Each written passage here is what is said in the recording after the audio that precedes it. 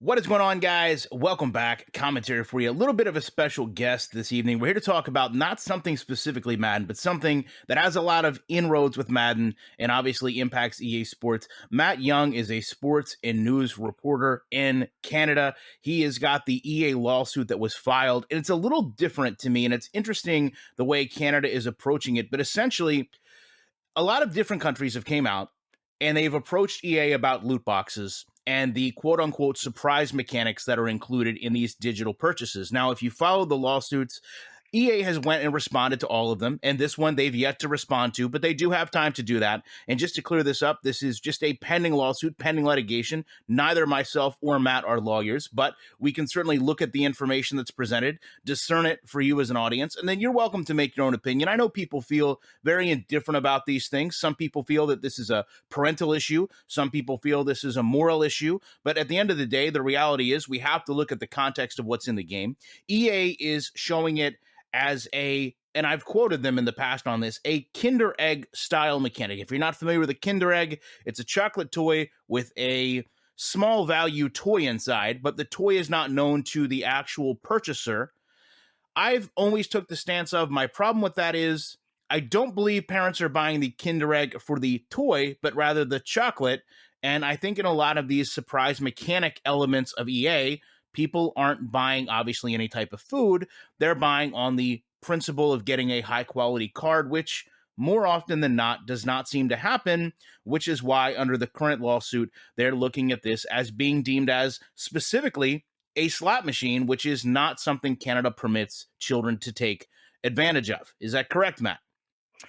Well, yeah, and gaming is regulated in Canada like it is in the United States, and this lawsuit's very, very interesting. So it was filed in the Supreme Court of British Columbia, and it was filed with two plaintiffs. They're named Mark Sutherland and Sean Moore. One of them is from BC, the other one's a resident of Ontario, and I'll go through some of the basics of the lawsuit here and sort of what the legal process is going to be. So what they've said is it's actually quite interesting because the one plaintiff talks about using loot boxes in Madden NFL series of video games. The other one actually talks about opening loot boxes in the NHL series of games. And it lists a whole pile of games here from FIFA 09 all the way up to FIFA 21, Madden NFL 10, all the way to Madden NFL 21, NHL 11, all the way up to NHL 21 and NBA Live 14, all the way up to NBA Live 18. And then it lists a whole bunch of games, Apex Legends, Battlefield Hardline, Dragon Age Inquisition, Mass Effect,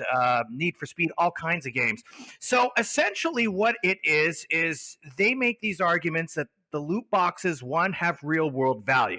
So they say that there's value to these loot boxes, that player can buy these loot boxes directly from publishers through an in-game transaction and receive the loot boxes during play and later buy keys with which to redeem them. And what it essentially says is that these loot boxes are a game of chance, that the random chance element is central to the appeal of loot boxes to developers and publishers. And I'm quoting the lawsuit there. I'll quote another part of it as well. The odds of a particular item being in a loot box are determined by publishers, including the defendants. And later on in the lawsuit, it says the items in loot boxes have intrinsic value, and in some games, the same or similar items can be purchased directly with real money. So they're trying to establish that these contents of these loot boxes have some real value, that you're not just buying, something that you wouldn't necessarily be able to trade with somebody for some real money. So that's interesting there. And they describe these loot boxes as essentially a game of chance. The relative rarity of items and players is set by the game designer and the publisher. And I'll quote here, these loot boxes are randomized games of chance in which the player has the prospect of loss or gain of money's worth. So they try to establish value of what you're getting in the loot boxes, and then they try to establish that there's a randomized chance that you might get something that's worth something, but you might not. So that's an interesting way to go about it. And they They essentially say that this is unlawful gambling because, of course, gambling in Canada is regulated, and they say that Electronic Arts does not have a license to operate any gambling facilities in Canada. So this lawsuit here was filed in the Supreme Court of British Columbia. They are seeking class action status, so it's a proposed class action lawsuit. And of course, we haven't heard what the statement of defense is from Electronic Arts, and they do have some time to do that. But it's interesting because it comes just months after another lawsuit was filed in the United States. So it'll be interesting to see exactly how Electronic Arts approaches this from a legal perspective and how the judges or the trial process plays out in the two different countries. Yeah, I would agree. I mean, that's what makes it so different to me is the way that the stance has been made against a little different than what we've seen in the past, where they're basically come out and saying, listen, we're going to establish right away these are items of value that do warrant a purchase that a customer would want to buy, but also drawing that distinction between, although what you may want to get in the pack is not delivered, you do also have the ability to go in and just simply purchase that through an online auction. So I think this is, from what I've seen, the most complete way of approaching EA with the stance of what you're doing based on every country's guideline. And just to be clear, every country is different. There's age restrictions. Every state, in some cases, are even different where I'm from, as far as what gambling can be conceived as and what age a person can actually gamble. I guess overall, from what you've seen, do you feel like this is the most ironclad, I guess, approach that someone has taken to EA in stating this is what you're doing and this is how it actually contradicts what our country's principles say you can do here?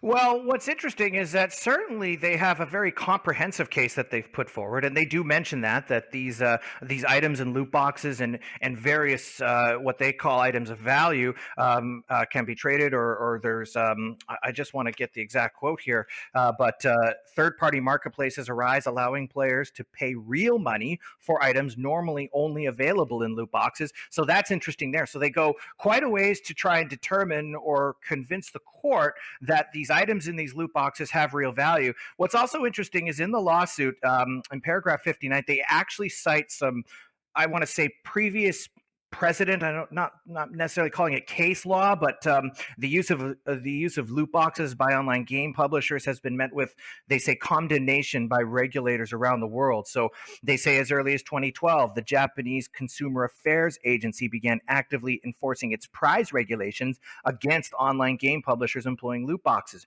They say in 2018, the Korea Fair Trade Commission levied a $950,000 in fines against online game publishers for deceptive loot boxes practices. They say in 2018, the Netherlands Gaming Authority and Belgian Gaming Commission began actively enforcing their gaming laws against online game publishers employing loot boxes.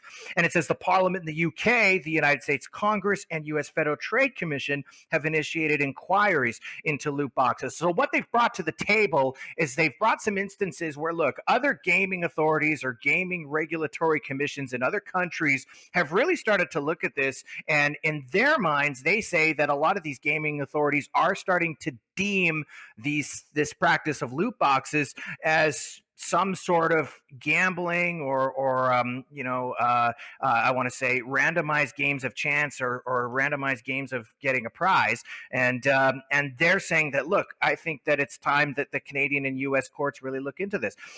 That's interesting as well. There's a little bit of a difference between the Canadian case and the US case in terms of what the relief is being sought. So the case in the United States, they're seeking $5 million. Here in Canada, there isn't necessarily a number put on this. What they've said is an account and restitution of the benefits received by the defendants in full amount of the takings. In other words, what they're saying is they want essentially the money back, right? That number is to be determined, obviously, throughout the legal process. So there are some differences there, but I found it really interesting that they brought up other instances over the last number of years where gaming authorities and gaming commissions have started to sort of weigh in on this issue. Do you feel like this is also a position where, as you said, because the damages, if you will, are being shown differently, that once we have one clear-cut victory, that other countries will go back and use, let's say if this is successful, the guiding principles of this lawsuit to expand what they've sought?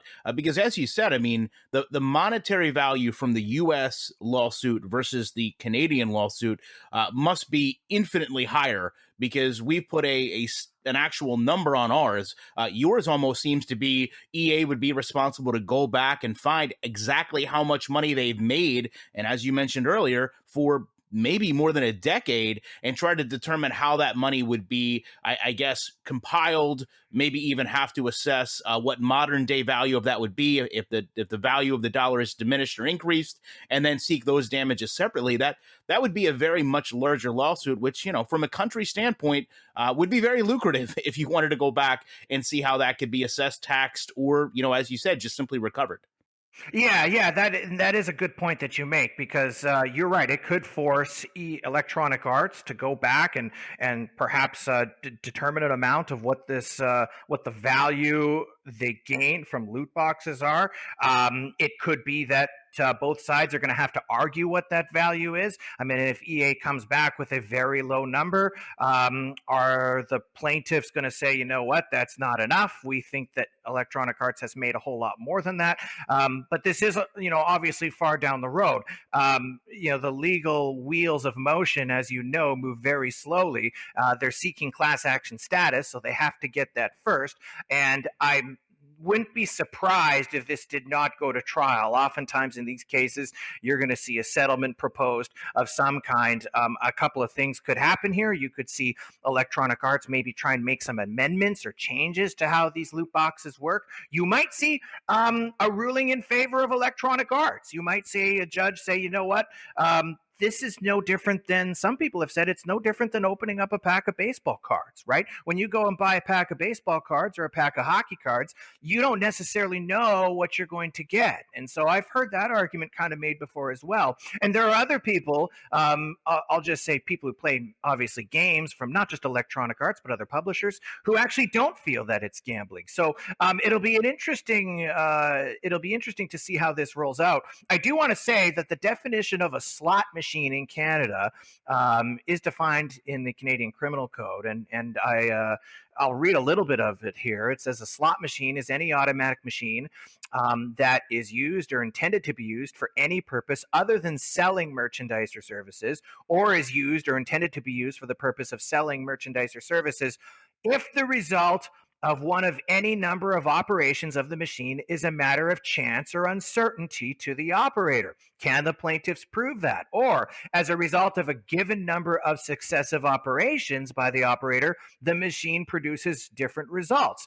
Can the plaintiffs prove that? And on any operation of the machine, it discharges or emits a slug or token. So it's going to be incumbent, obviously, on the plaintiffs to prove that this is a form of gambling, and we'll see what happens. But there are some interesting arguments, as I said. Sort of the baseball card, hockey card argument is that when you go buy a pack of hockey cards, you don't necessarily know what you're going to get. So how these two cases are argued, the one in Canada and the United States, I'm really interested to see how the attorneys on both sides present their arguments. I guess what I would close out with you is this, as somebody that is a professional journalist, if that number were to come out, do you feel like, because this is something that I've always been kind of enamored with, is that the general public, for the most part, still has a negative impression on video games, probably does not have a full, clear picture of how much money is spent with these microtransactions. I know we've all seen the stories of, people spending thousands, hundreds of thousands, tens of thousands of dollars on these cards.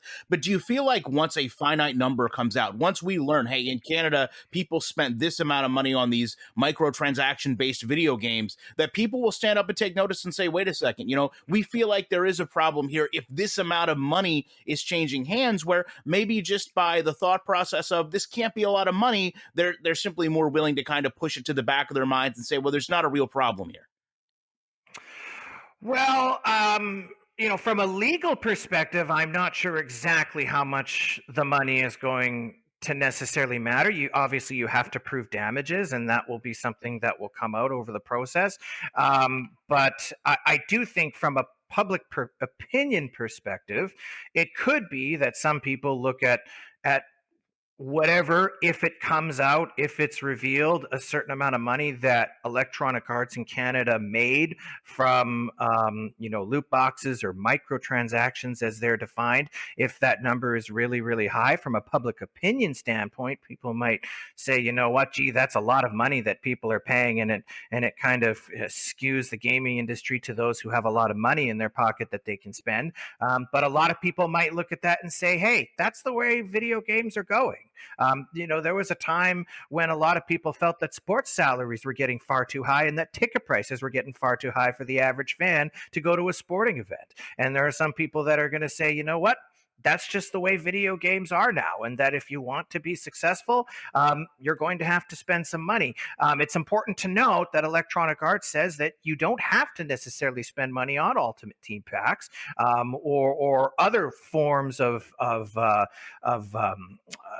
micro. I want to say loot boxes, I guess, as they're defined. And that's an interesting point too, is that Electronic Arts can bring that up if it comes up throughout the legal process. That look, nobody's forcing anybody to spend any money on anything. That's an interesting point too that I think that people are going to look at. But ultimately, what it does is it puts a magnifying glass on the gaming industry as a whole, in how it's changed and how it's evolved over the last number of years. And certainly, whatever does happen could have an impact on the gaming industry and how games are produced and how they're made, and perhaps maybe on game monetization.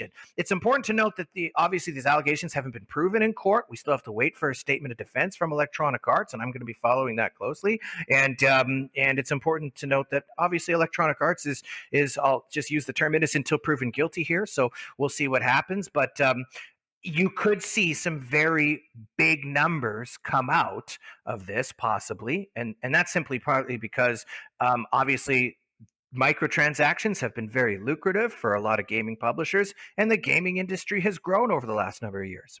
Yeah, I don't disagree at all, and I feel like, as you said, the end result of this lawsuit is going to be very interesting in terms of how it's handled and perceived. And as it obviously changes, I will welcome you back onto the channel as things kind of go the way they're going to go, and we'll discuss how things change and how things get impacted as EA has an opportunity to respond to the allegations and defend themselves, which is, the great thing about legal systems. Not only do you have someone that can bring forth a charge, but you have a company that can respond to it, and certainly EA deserves the right to do so. So, Matt, I appreciate you coming on the channel. I will welcome you back on the channel soon, and I appreciate also everyone watching this video, and they know I will be back in the week with more commentary.